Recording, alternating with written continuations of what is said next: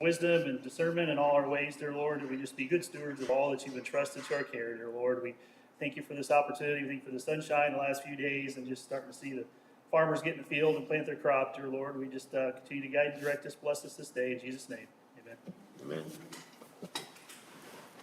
Amen. Call the meeting to order and look for the signing of the claims and minutes this morning. So moved. Second. Got a motion and a second. All those in favor say aye. Aye. Aye. Motion carries. Okay, next on our agenda this morning then is our Veteran of the Month. Daryl?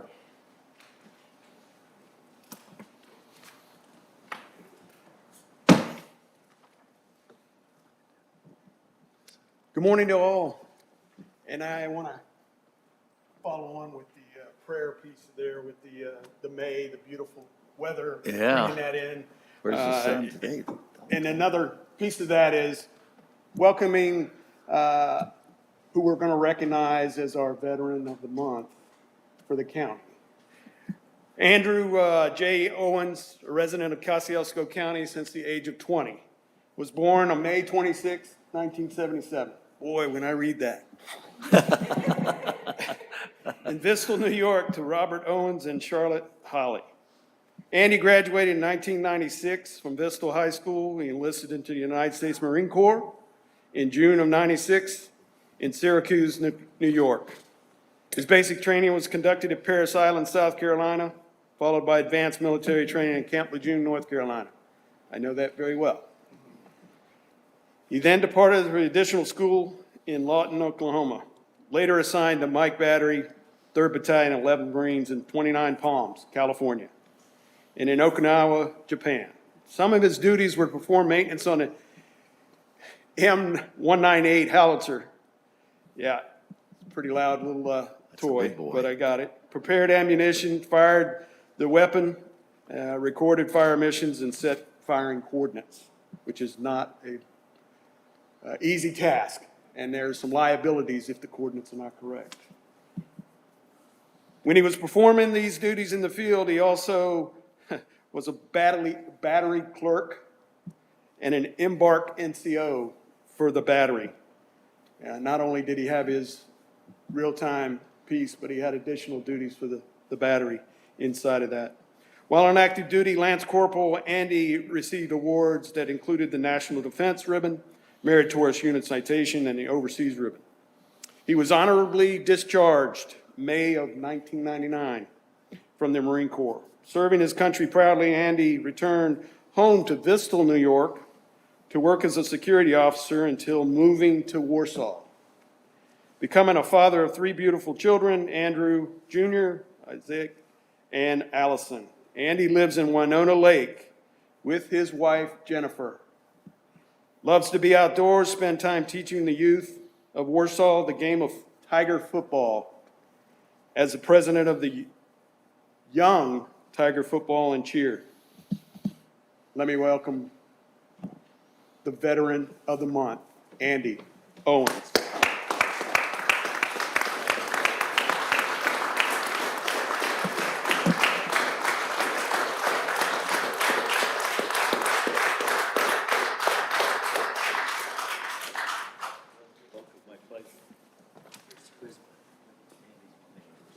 Just in case. There's a mic behind you. Yeah. Okay, before we turn it over to Andy, we'll give it the commissioners want to recognize him with a certificate as Veteran of the Month, Andrew J. Owens, in recognition for his outstanding contribution to the mission of serving the people of the United States, the residents of Kosciuszko County, the honorable service as a member of the United States Marine Corps. Congratulations.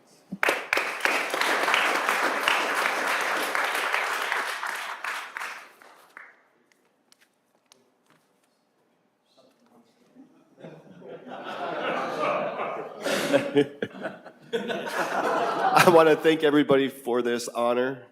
I love this community, and I look forward to growing more in this community. Thank you.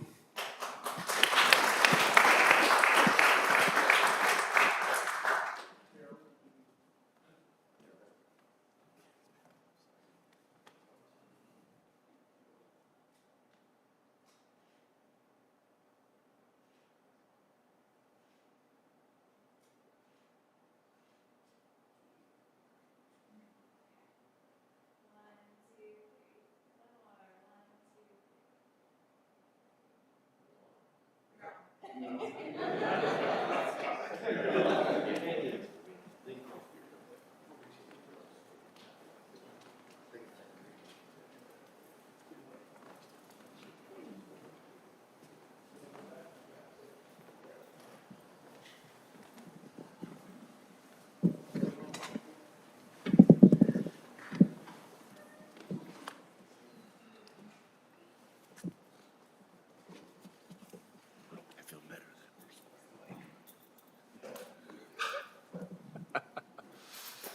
have him come up with his.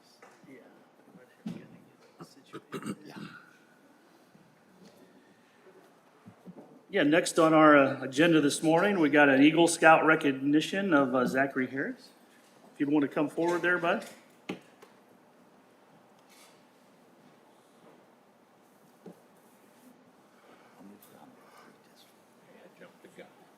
Bob's going to read us a little bit of a ceremony. Come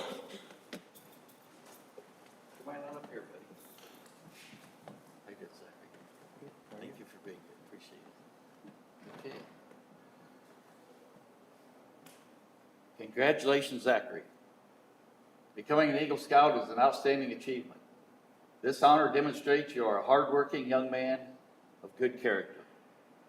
You should be proud of this accomplishment.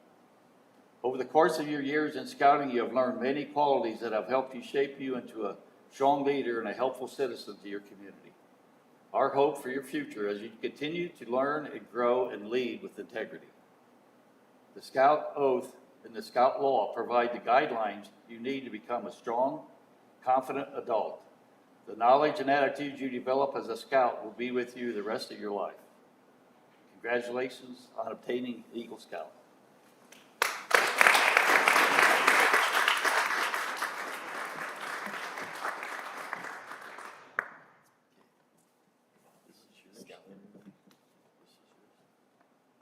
We have a plaque in recognition. Kosciuszko County Commissioners hereby recognize the achievements of Zachary Harris, Troop 726, on reaching the rank of Eagle Scout. On this day, May 10th, 2022, we would like to recognize the outstanding and continued dedication to the cause of scouting. Congratulations on successfully completing all requirements and achieving Scout's highest rank. Very good.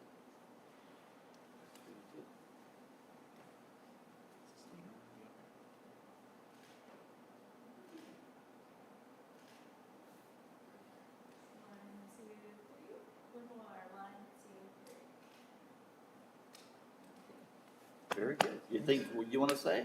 No. Got a speech ready? Or not? Very good. Congrats. Thank you.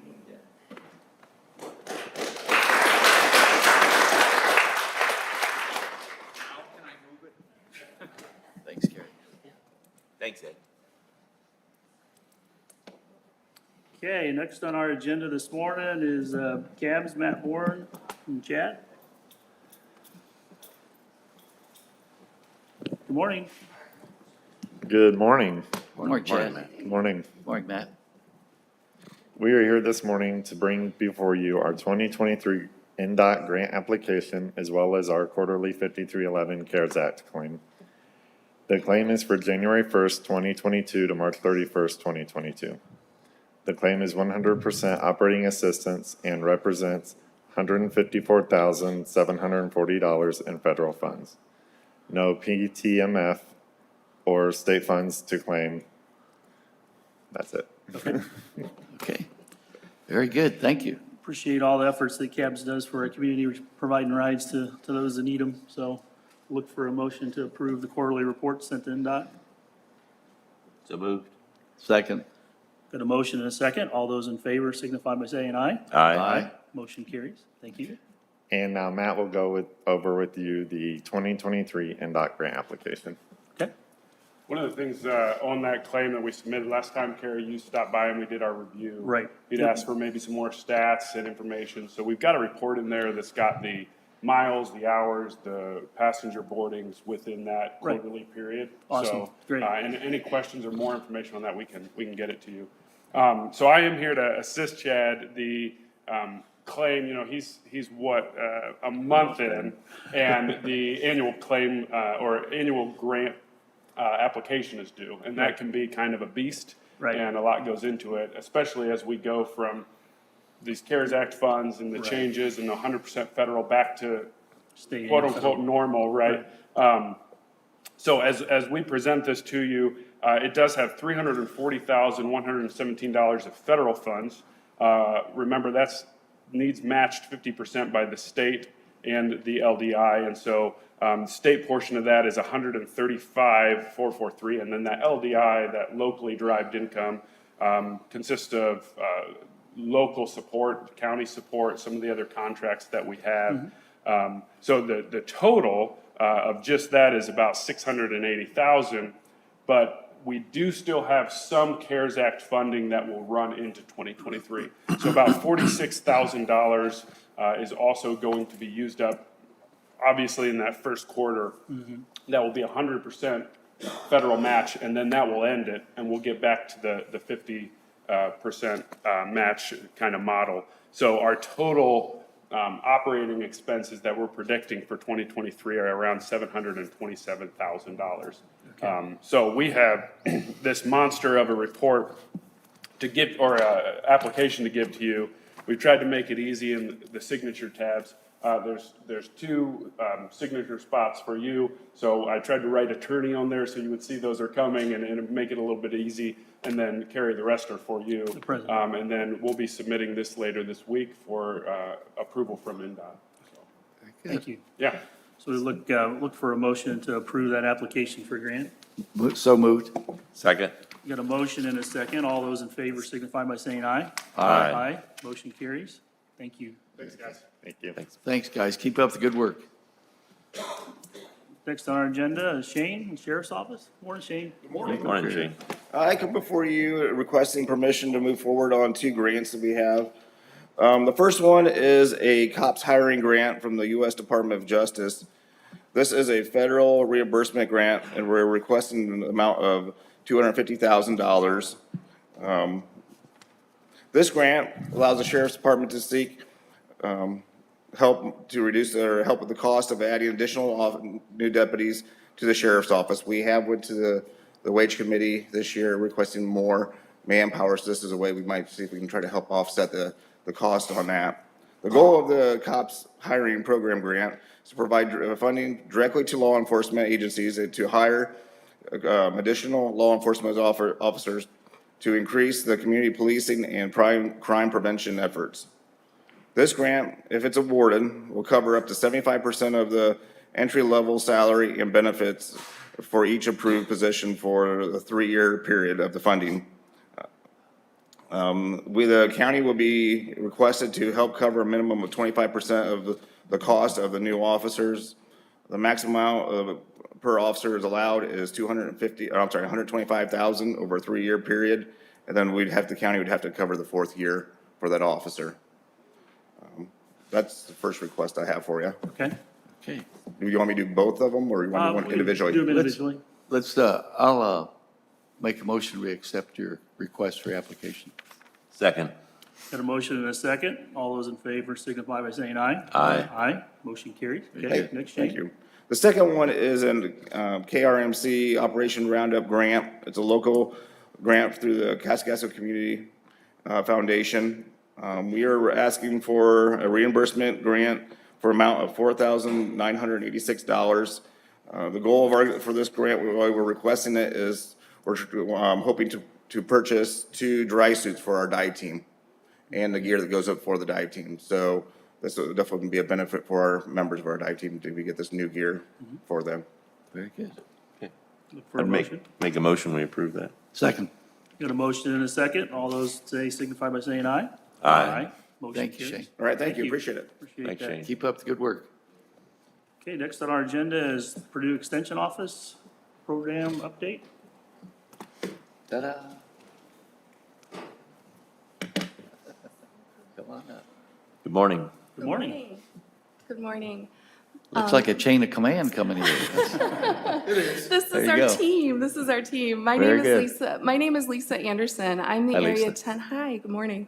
I'm the Area 10 Director for Purdue Extension, and that means I lead 9 county offices here in Northwest Indiana. I'm also serving as your interim county extension director for Kosciuszko. So I'm thrilled to be here this morning to give you an update on program impacts. And as you can see, we have the team here to give you individual program impacts as well. I'm going to hand off to 4-H in a minute, but I wanted you to know that the vacant health and human science educator position should be posted this week, and I'll fill that as quickly as possible so that you know too the strength of the extension system is in full force because I have 3 neighboring county health and human science educators that are providing programming that was already in place and services. I have Linda Curley from Lake County, health and human science educator, providing strengthening families programming with the Bowen Center, keeping that partnership alive. Kieran Ritchie from Marshall County is providing ServSafe, which is safe food handling training for food service workers. I have Asa Reed, a new hire from St. Joseph County, coming to provide a homemakers program as well.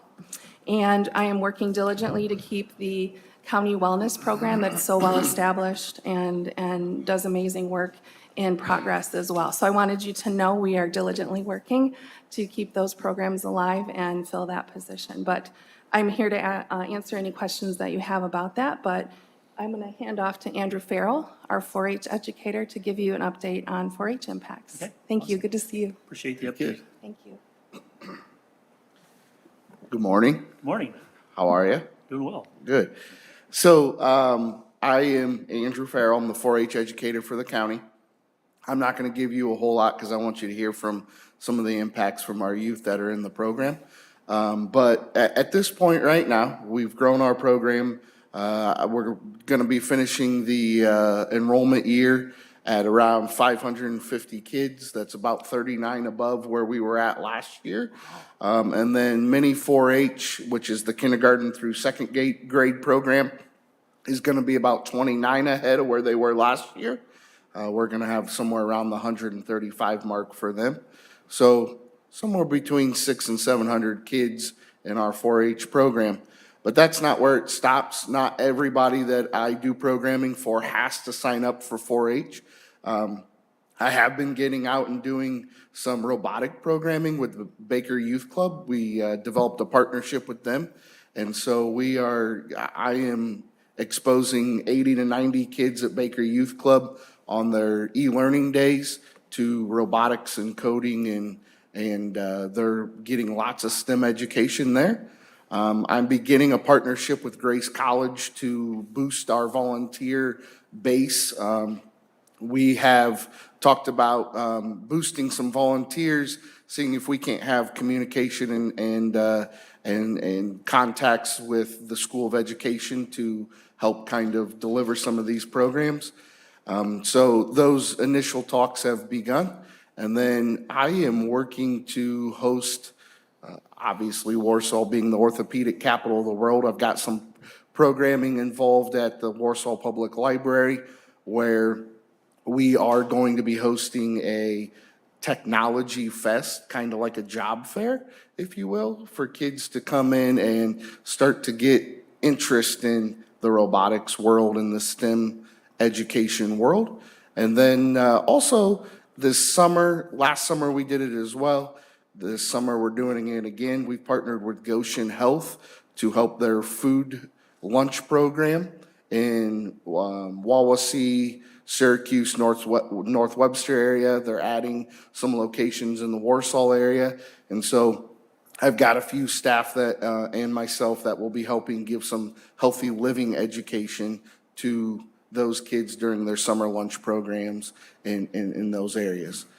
But it's not just me, it's the kids that get to have the experiences. So I'm gonna hand it over to our couple junior leaders. Junior leaders are middle school and high school kids that are getting leadership and leadership skills for future careers and whatnot. So I'm gonna let them talk about their impact. Go ahead, don't be bashful. Good morning. You're amongst friends. Today, I would like to tell you a story that happened last year when I helped at the poultry breakfast, and it was really raining that day, and there was so much rain, and we were all outside, so we were all getting really wet, and there were so many people wanting to get the breakfast, and it really showed everyone who was helping to work hard, even though that we wasn't under the best circumstance. Hi, I'm Lucy Redman. As Andrew said, I am a junior leader, and when he asked me to come and speak for you guys, I'm like, okay, what am I talking about?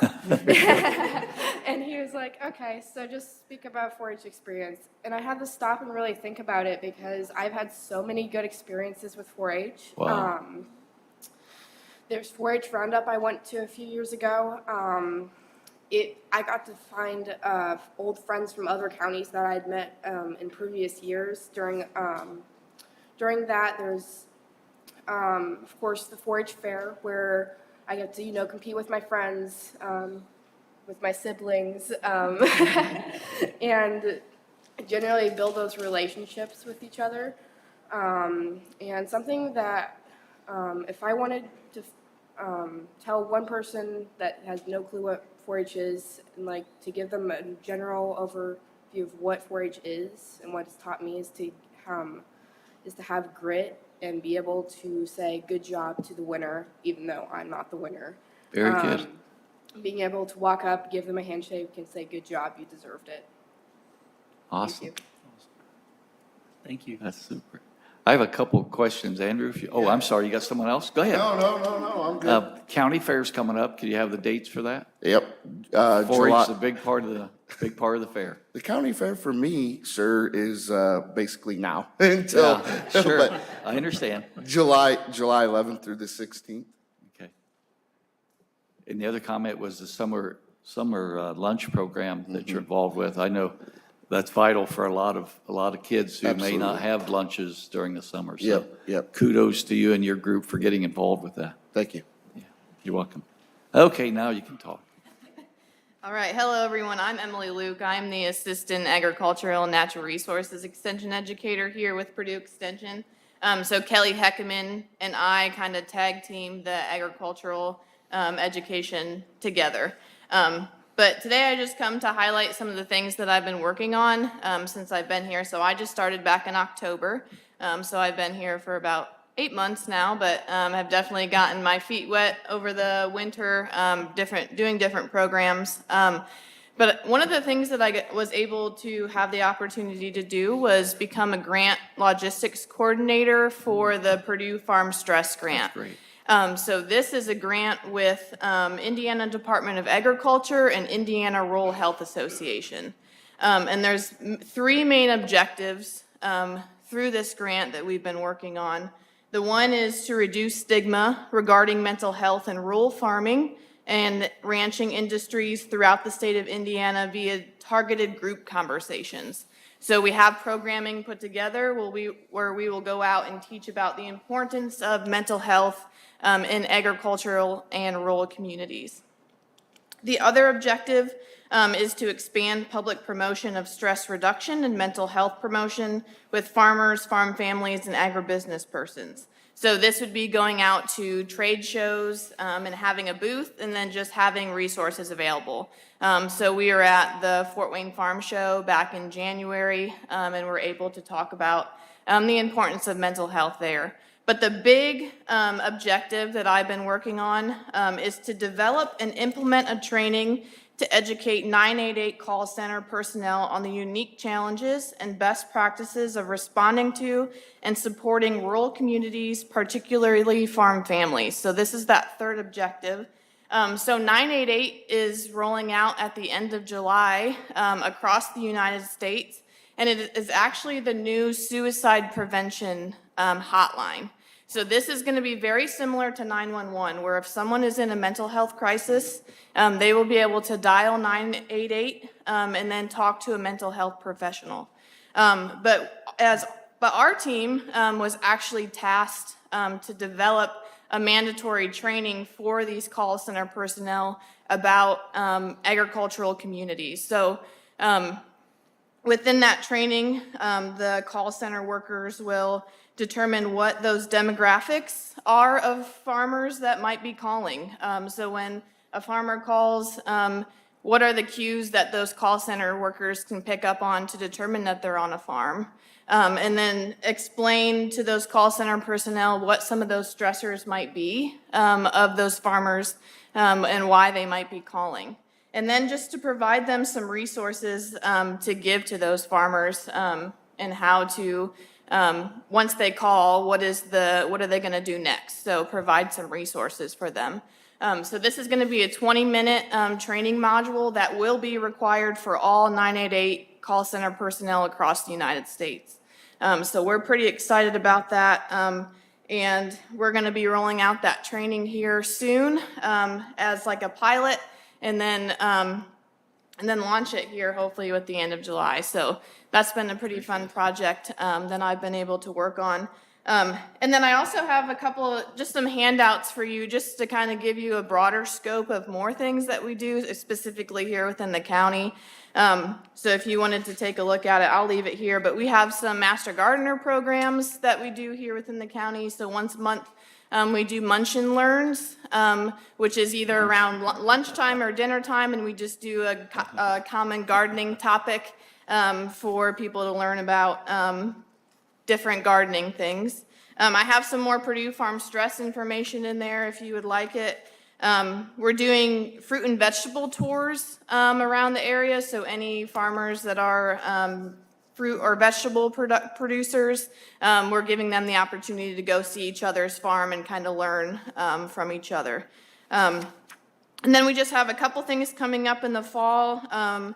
We have an Annie's project coming up here at the end of June, and this is mainly a farm women focused program to really teach them about financials, legal advice, and different things like that. So we have that coming up. We did one of these back in the fall with Noble County, and we had 6 women go through that, and they really enjoyed it. So I will leave this here with you for you to look it over, but thank you for your time today. Yeah. I'll take any questions if there's any.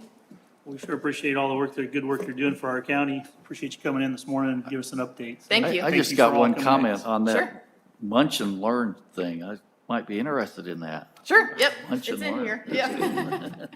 Thank you. Thank you. You want to go with me, Marcia? Go for lunch? Lunch. I just wanted to say thank you for your time this morning, and don't hesitate to reach out to any of us if you have further questions or want more information, or visit our office right across the street. Okay. Thank good. you. Thank you. Thank you.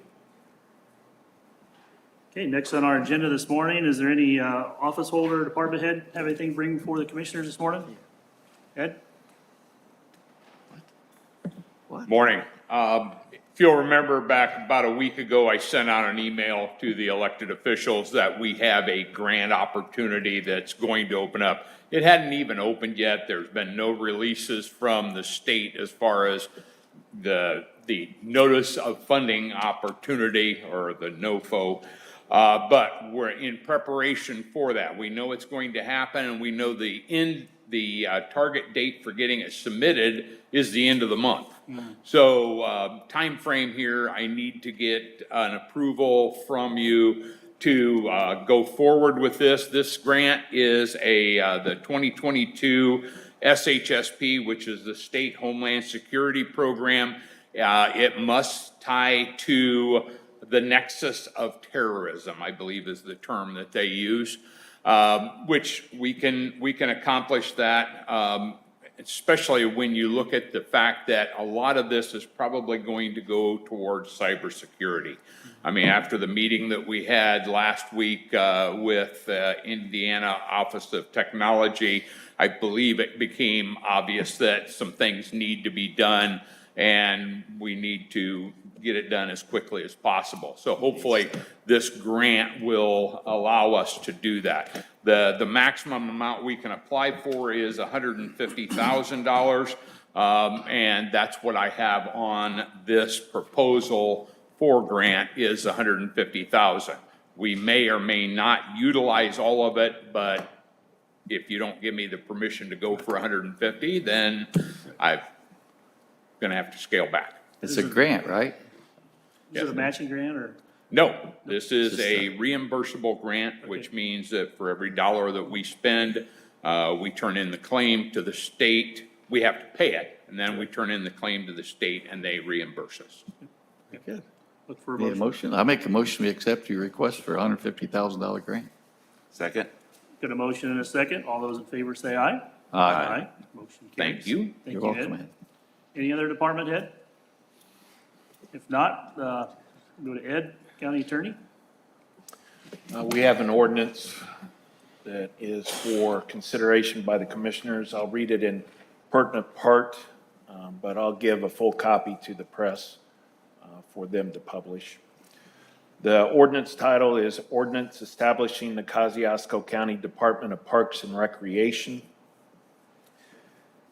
Whereas, as of January 1, 2020, Indiana Code 36-10-3 authorizes a county executive to adopt an ordinance creating a new county Department of Parks and Recreation if one does not already exist in the subject county. Having a Department of Parks and Recreation established under Indiana law is one of the two requirements to qualify for Land and Water Conservation Fund grants in Indiana. Parks are important to establishing and maintaining the quality of life in a community, increasing the health of families and youth, and contributing to the economic and environmental well-being of a county. Quality parks and recreation are also cited as one of the top 3 reasons that businesses cite in relocation decisions in a number of U.S. studies. Indiana law allows the Department of Parks and Recreation to be run by a volunteer citizen board without salaries. A Department of Parks and Recreation can legally act as the public fundraising arm of the Parks and Recreation system. Now, therefore, the following is hereby ordained by the board. 1, in accord with Indiana Code 36-10-3, the Kosciuszko County Department of Parks and Recreation shall consist of a Park and Recreation Citizen Board and may consist of a superintendent and other personnel that the department determines subject to this ordinance. Members of the board, the superintendent, and other personnel shall be volunteers, and no person of the board shall be offered or paid a salary, wage, fee, or other compensation unless and upon submission of a request to the County Wage Committee and written and specific approval from the county commissioners and the county council. Composition of the board is as follows. 1, the board shall be composed of 2 members appointed by the county commissioners as the executive of the county. The members must be affiliated with different political parties. 2 members appointed by the county council as fiscal body of the county. Those members must be affiliated with different political parties also. And then 3, 1 member appointed by the county auditor. An appointing authority shall make initial appointments within 90 days after the creation of the Kosciuszko County Department of Parks and Recreation. This ordinance shall be in full force and effect upon and after its passage according to the laws of the state of Indiana. That is submitted for consideration by the commissioners. Thank you, Ed. This is something that we've been working on for some time. I know as we walk through our Forward Kosciuszko comprehensive plan, this is something that came up on a pretty regular topic when we did our different engagements with the community. We had a lot of comments about this. Our comprehensive plan was just approved yesterday, Bob? When was the, at the Plan Commission? Yesterday, I think it was yesterday. we didn't have, this last week. Last week, Yeah, last they Wednesday. approved the comprehensive plan with that, that'll come to the commissioners. So this plan hasn't even been adopted yet, but we're already seeing the positives coming from that plan. Where we reached out to the community, we looked for input from you, from everybody, from the whole community on what they would like to see in Kosciuszko County. This is one of the things that continued to come to the top of things that people would really like to see the county get more involved with in a Parks and Rec Board, to be able to A lot of it was focused around trails, being able to have that connectivity between the communities that we have in our county. So we're pretty excited about what this can do to really create that quality of life here in Kosciuszko County that we all want to see. That's what's going to attract people to want to live here.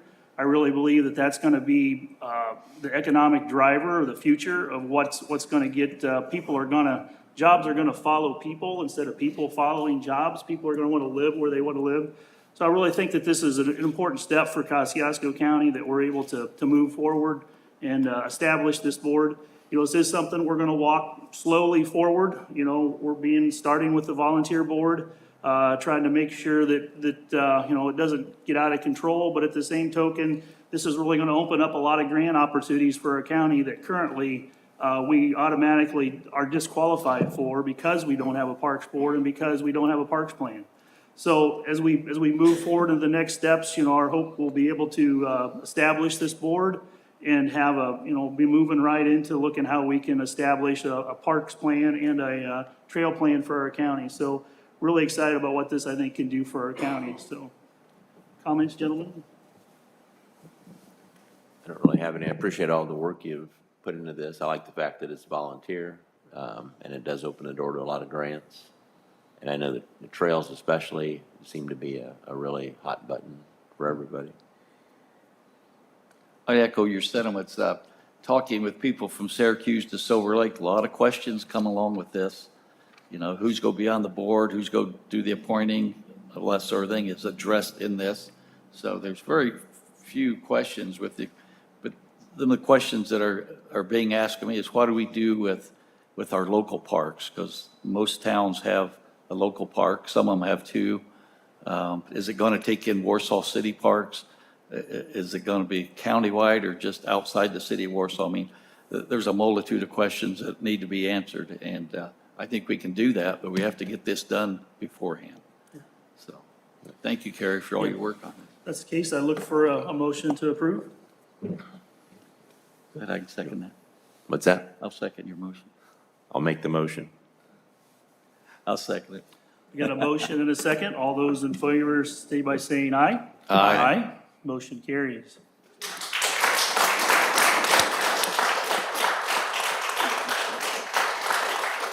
Appreciate everybody coming today in support of this. I do, a lot of you guys have been big champions along the way and have really helped get it to this point, so appreciate your support, so thank you.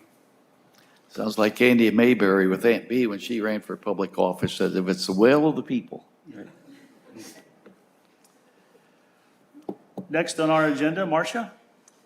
Yes, I have two items to bring before you today. The first is a grant approval request with the Indiana Cancer Consortium.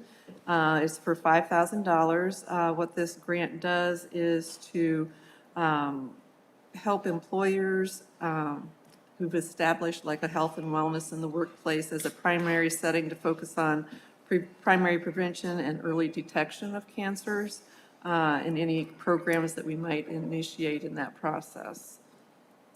Okay. For a motion to approve a grant? So moved.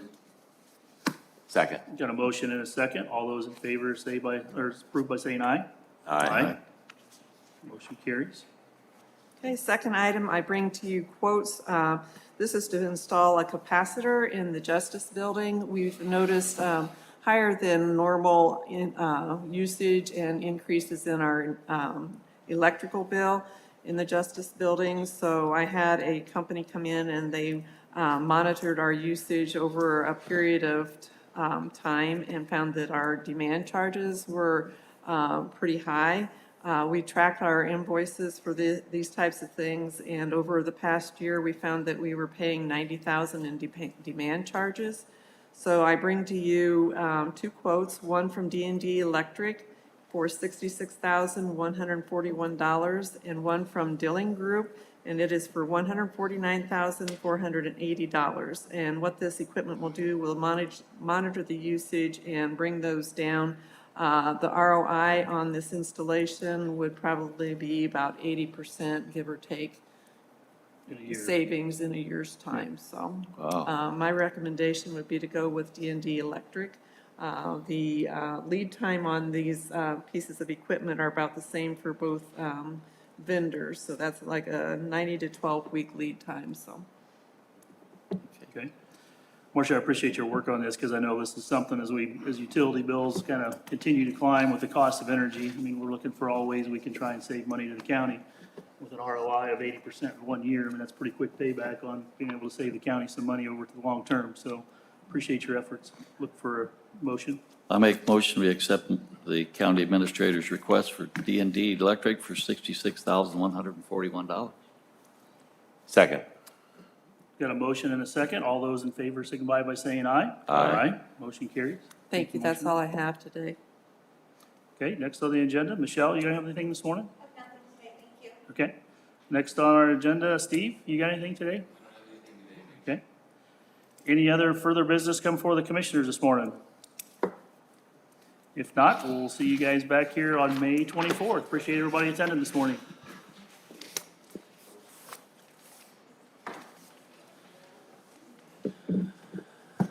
Thanks, Gary. Good meeting. The recording has stopped.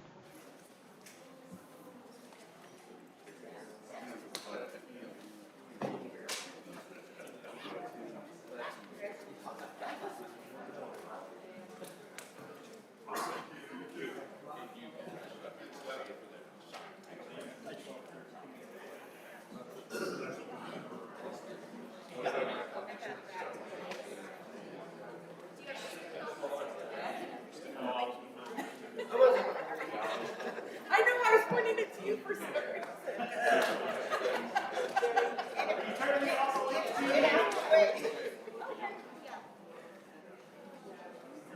Okay, Ben, we have to establish a value for those radios, and then they'll put them up for sale, and then we can get you the number that we have available that you need.